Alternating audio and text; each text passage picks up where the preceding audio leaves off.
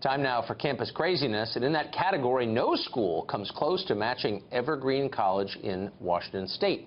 You've been in a coma for the last month. Here are the basics. Student activists sought to kick all white people off campus for an entire day. Brett Weinstein, who's a biology professor there and a self-described progressive, refused to leave. He said that was wrong. He was subsequently harassed by a mob howling for his job.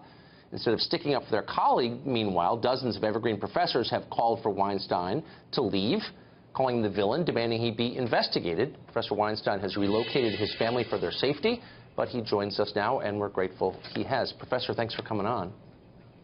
So, thanks for inviting me back, Tucker. You're no longer on the campus of Evergreen. Why?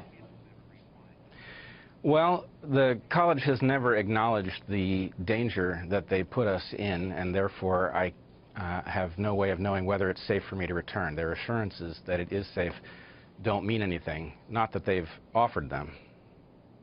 Not that they've offered them. No, it seems to me, and you and I have talked before, I doubt we share the same politics at all, but this seems a pretty cut and dried case of the defense of free expression. You had a point of view, and your right to have that ought to be sacrosanct, and I wonder, you know, how many of your colleagues or others in academia have supported you in that?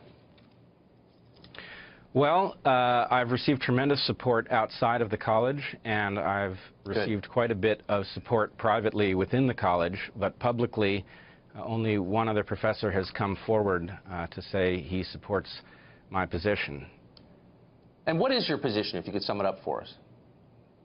Well, the issue is complicated. Let me start by just simply pointing out the protest of my class occurred because I sent an email to the staff and faculty email list protesting what we call day of absence. In this case, day of absence was being reversed by the organizing committee, and white people were asked to leave the campus. It was not that we were forced to leave, but we were asked to leave, and it was made very clear that leaving was an act of allyship with people of color, and therefore not leaving, if you were white, meant that you were not an ally. And you refused to leave. I did refuse to leave, and I sent a letter. I think it was very carefully stated, but it said that there was a tremendous difference between a population absenting themselves from a shared space and a population deciding to absent other people from that same space, and that on a college campus, people should be equally free to be on campus irrespective of their skin color. Exactly. Amen, which I thought was sort of a basic precept of American life. Do you plan to go back to Evergreen? Well, I certainly have duties to finish this year, and I have no alternative employment, so my expectation is that I will have to go back.